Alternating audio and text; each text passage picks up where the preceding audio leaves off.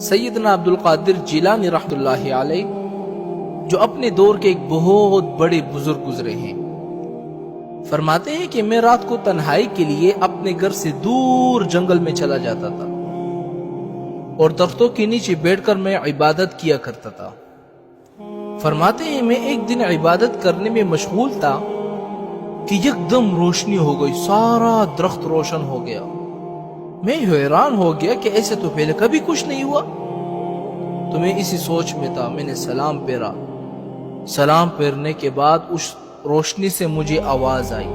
کیا آواز آئی؟ کہ اے عبد القادر، تم نے میری اتنی عبادت کی ہے، اتنی مشقت برداشت کیے ہے کہ آج کے بعد میں نے تم پر سارے فرائض معاف کر دیے۔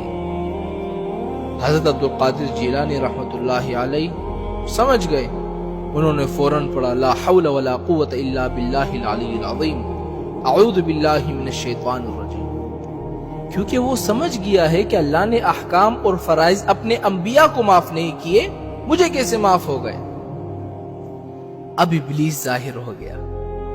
اب اس نے ایک دوسرا داؤ استعمال کیا، کہنے لگا کہ عبد القادر، چونکہ تم صرف عابد ہی نہیں ساتھ عالم بھی ہو، اس لیے بچ گئے ہو، تمہارے علم نے تمہیں بچا لیا۔ آپ نے فرمایا اعوذ باللہ من الشیطان الرجیم۔ فرمایا بدبخت، تم مجھے دھوکہ دیتے ہو، مجھے میرے اللہ نے بچایا ہے، علم نہیں بچا سکتا۔ اگر علم نے بچانا ہوتا تو تم ابلیس کیوں بن جاتے؟ تمہارے پاس تو کتنا علم تھا۔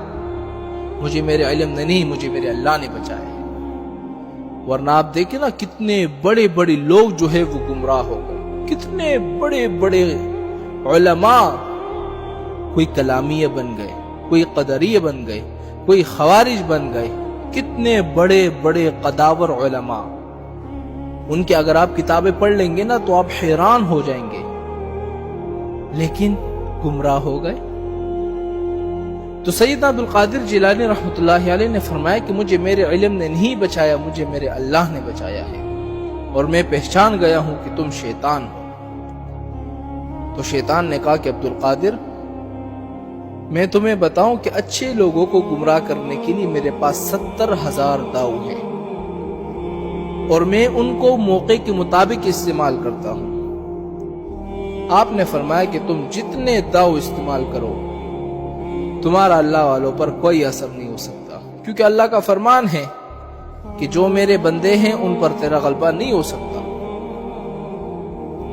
اس ملعون نے جب حضرت آدم علیہ السلام کے سجدے کا انکار کیا تھا نا، تو اس کے فوراً بعد اس نے اللہ سے کہا کہ اللہ، میں تیرے بندوں کو گمراہ کروں گا، لَأُغْوِيَنَّهُمْ أَجْمَعِينَ، سب کے سب گمراہ ہو جائیں گے، ثُمَّ لَأُغْوِيَنَّهُمْ مِنْ بَيْنِ أَيْدِيهِمْ وَمِنْ خَلْفِهِمْ، میں تیرے بندوں کو آگے سے، پیچھے سے، دائیں سے، بائیں سے، ہر حال میں گمراہ کروں گا، اور کوئی بھی صحیح راستے پر باقی نہیں رہے گا۔ تو پتہ ہے اللہ نے آگے سے کیا فرمایا؟ آپ چاہتے ہیں کہ اللہ کتنا غفور الرحیم ہے۔